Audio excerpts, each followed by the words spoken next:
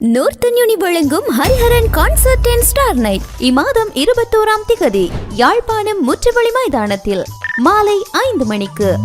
அனுமதி இலவசம். இவ்வாறான ஒரு அடிமுட்டால் வடவித்து திரிந்தொருவன் சொல்ற கதையே பாராளுமன்றத்தில் அவன் ஒருவன் சொல்றான்ன்றதுக்காக ஊடகங்கள் சிலதுகள் தமிழ் ஊடகங்கள் இதை தலைப்பு செய்தியாக போட்டு அதிலே ஒரு கிளுகிழுப்பு ஒரு சந்தோஷம். அவர் என்னிடம் கேட்கிற கேள்வியை ஜனாதிபதியிடம் போய் கேட்கணும், ஜனாதிபதி ஒரு ஆம்பளையா இல்லையான்னு. அன்னைக்கின்றே நான் ஸ்ரீலங்கா சுதந்திர கட்சியின் ஒரு அமைப்பாளராக இருந்தது அனைவருக்கும் தெரிந்த ஒரு விடயம். இது புதிதாக இவர் ஏதோ ஒரு விஞ்ஞானி போல கண்டுபிடித்த ஒரு விடயமாகவோ, வடக்கு கிழக்கிலே இருக்கும் ஊடகங்களை அச்சுறுத்தும் செயல்பாடு இந்த அரசாங்கம் தொடர்ந்து செய்து கொண்டு வருகிறது. இந்த ஊடகங்களிலேயும் இந்த விமர்சிக்கிறவர்கள் சொல்றதை பார்த்தால் எனக்கு தற்பொழுது ஒரு 5-6 திருமணங்கள் நடந்திருக்க வேண்டும். அப்ப இந்த இவ்வாறான அடிமுட்டாளுடைய கதைகளுக்கு நான் பதில். நேற்றைய தினம் நான் இந்த சபையிலே என்னுடைய உரைக்கு பிற்பாடு வெளியே செல்லும் பொழுது எனக்கு நேற்று ஒரு ஊடகம் ஒன்றிலே முன்கூட்டியே நான் இணங்கின ஒரு விடயத்திலே ஒரு ஊடகத்திலே ஒரு நிகழ்வுக்கு செல்ல வேண்டிய காரணத்தினால் நான் செல்ல வேண்டியதாக இருந்தது. அந்த நேரத்தில் இந்த சபையிலே ஒருவர் ஆம்பளையாக இருந்தால் இந்த சபையிலே இருந்து நீங்கள் என்னுடைய கேள்விகளுக்கு பதில் சொல்லிட்டு போங்கள் என்று சொல்லியிருந்தார். அவரிடம் சொல்ல வேண்டும், அவர் பிரதிநிதித்துவப்படுத்தும் கட்சியினுடைய ஜனாதிபதியே இந்த சபையிலே கேள்விகள் கேட்கும் பொழுது தப்பி ஓடுவதுதான் நாங்கள் பார்த்திருக்கிறோம். அப்ப அவர் என்னிடம் கேட்கிற கேள்வியை ஜனாதிபதியிடம் போய் கேட்கணும், ஜனாதிபதி ஒரு ஆம்பளையா இல்லையாண்டு. இப்ப ஜனாதிபதியிடம் கேட்காமல் இங்கே வந்து எங்களிடம் இந்த கேள்வியை கேட்கக்கூடாது. ஆனால் இருந்தாலும் அவர் சொன்ன விடயங்களிலே அன்னைக்கின்றே நான் ஸ்ரீலங்கா சுதந்திர கட்சியின் ஒரு அமைப்பாளராக இருந்தது அனைவருக்கும் தெரிந்த ஒரு விடயம். இது புதிதாக இவர் ஏதோ ஒரு விஞ்ஞானி போல கண்டுபிடித்த ஒரு விடயமாகவோ, இல்லை என்றால் நான் கண்டியிலே என்னுடைய பாடசாலையை கூட பிள்ளையாக சொல்லியிருந்தார். கண்டியிலே நான் படித்தது திருத்துவ கல்லூரியிலே, அது ஒரு சிங்கள பாடசாலை என்று சொல்லியிருந்தார். அதிலே மூவின மக்களும் படித்த ஒரு பாடசாலை. ஏன் இந்த நாட்டினுடைய சிறந்த கிரிக்கெட் பிளேயராக இருந்த குமார் சங்கக்காரே அந்த பாடசாலை தான் படித்திருந்தார். சிங்கள நண்பர்கள் இருக்கிறார் என்று சொல்லியிருந்தார். எனக்கு சிங்கள நண்பர் இருக்கிறார்கள், தமிழ் நண்பர் இருக்கிறார்கள், இஸ்லாமிய நண்பர்கள் இருக்கிறார்கள். அப்ப இது ஒரு வேடிக்கையான ஒரு விடயம், ஒரு புதுனமான விடயமாக இந்த சபையிலே சொல்றார். அதே போல என்னுடைய திருமணங்களை பற்றி சொல்லியிருந்தார். இந்த ஊடகங்களிலேயும் இந்த விமர்சிக்கிறவர்கள் சொல்றதை பார்த்தால் எனக்கு தற்பொழுது ஒரு 5-6 திருமணங்கள் நடந்திருக்க வேண்டும். அப்ப இந்த இவ்வாறான அடிமுட்டாளுடைய கதைகளுக்கு நான் பதில் சொல்ல விரும்பாவிட்டாலும் மக்கள் இந்த பதிலை எதிர்பார்க்கும் காரணத்தினால் இந்த விடயத்தை நான் சொல்லியிருக்கின்றேன். அதே போலதான் என்னுடைய வளர்ச்சிக்கான காரணம் எனக்கு எதிராக முன்வைக்கும் விமர்சனங்கள். இவ்வாறான ஒரு அடிமுட்டால் வடவித்து திரிந்தொருவன் சொல்ற கதையே பாராளுமன்றத்தில் அவன் ஒருவன் சொல்றான்ன்றதுக்காக ஊடகங்கள் சிலதுகள் தமிழ் ஊடகங்கள் இதை தலைப்பு செய்தியாக போட்டு அதிலே ஒரு கிளுகிழுப்பு ஒரு சந்தோஷம். இவ்வாறான போலியான விமர்சனங்கள் தான் என்னுடைய வளர்ச்சிக்கான காரணம். இன்று நான் ஒரு பாராளுமன்ற உறுப்பினராக எதிர்கட்சியிலே வயது குறைந்த பாராளுமன்ற உறுப்பினராக எனக்கு தெரிவு செய்யப்படுறதுக்கு இந்த விமர்சனங்கள் தான் உதவியது.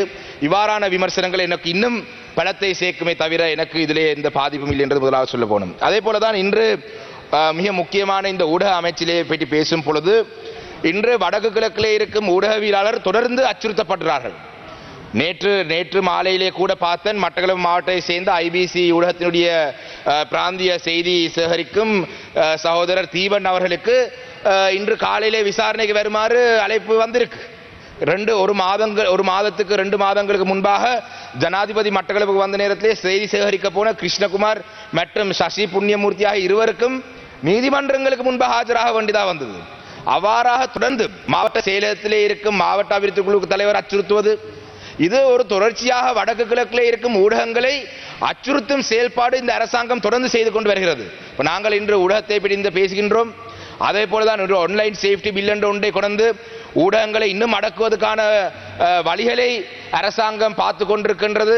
நான் நினைக்கின்றேன் அதிலே முன்னேற்றம் கெசட் பண்ணப்பட்டது. இந்த முன்னேற்றம் இல்லாவிட்டாலும் கூட நாட்டு மக்களை அடக்குவதற்கு ஊடகத்தை அடக்குவது தான் ஒரு வழி என்று இந்த அரசாங்கம் நினைக்குமா இருந்தால் நான் நினைக்கின்றேன் இன்னும் மக்களுடைய புரட்சிகள், இன்னும் மக்களுடைய கொந்தளிப்புகள் இன்னும் அதிகரிக்கும் என்று சொல்லணும். அதே போலதான் இன்று அரச ஊடகமாகிய இந்த வசந்தம் தொலைக்காட்சி அரசு ஊடகங்கள் பிரதானமாக வடகிழக்கிலே இருக்கும் செய்தி வழங்குற அந்த ஊடகவியலாளருக்கு தற்பொழுது வழங்கும் கொடுப்பனவு ஒரு செய்திக்கு 1000 ரூபாய். ஏனே ஐடிஎன் தொலைக்காட்சியிலே வந்து 2000 ரூபாய்.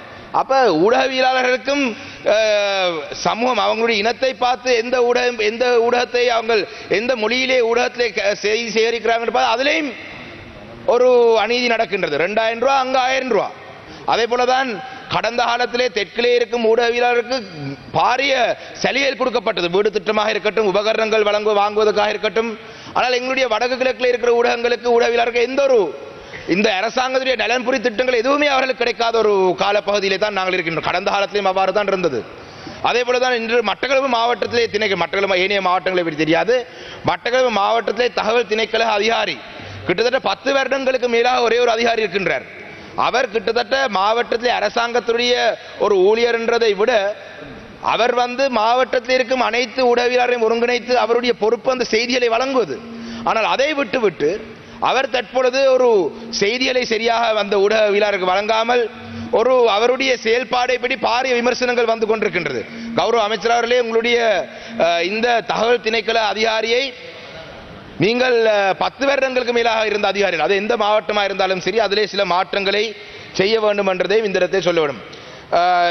ஊடகங்களை பற்றி மட்டுமல்ல, இன்று இந்த விவாதத்திலே நான் நினைக்கிறேன் போர்ட்ஸ் அண்ட் ஏவியேஷன் மினிஸ்ட்ரி, கப்பல் துறை மற்றும் விமானங்கள் தொடர்பான அமைச்சிலேயும் விவாதம் இருக்கின்றது. Today on the Ministry of Ports and Shipping and Aviation, I would like to urge the government to look at the option of bringing in small aircrafts which can land anywhere in the country at the domestic airports that we already have. I know the President has proposed an international airport in Hinguragoda. Now, I am not opposed to that because I don't know how practical that is. We already have 2 international airports in this country. So I don't know if that's the best option. But actually we have 3 international airports including Jaffna right now. So Hinguragoda would be the 4th.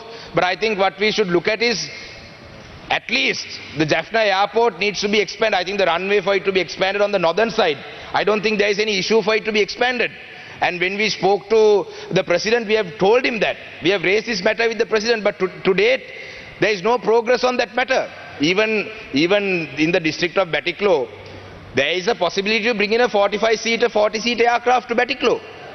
But we need to speak to companies who run these small light aircrafts and at least ask them to come and invest in this Honorable country. Member, you have 1 more minute. Thank you. We should ask them to come and invest in this country because we need to create more connectivity. So if we have a domestic flight from Batiklo to Colombo and then they can catch a international flight from Colombo to their final destination, that might be a better way because building an international 3rd, 4th international airport may take quite a bit of time. Even hotels in Pasikuda or Trincomalia, they are suffering because when the lands were given in Pasikuda, if I am not mistaken, they were asked to build hotels immediately. So we had a large number of hotels in Pasikuda and we still, the occupancy is very less.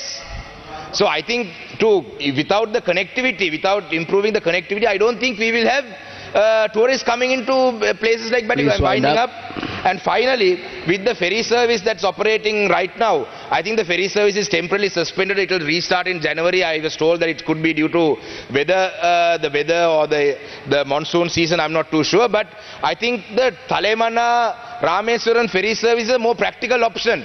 I was told that it's 56 nautical miles from KKS to Karekal, but 80 nautical miles from Thalemana to Rameswaram.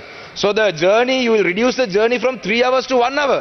So this should be taken into consideration because that will change the prices as well. Please wind up. So I'm winding Your time up. is over. So please wind up. I'm winding up. So please look into this serious issue. Ports and aviation is a very important aspect.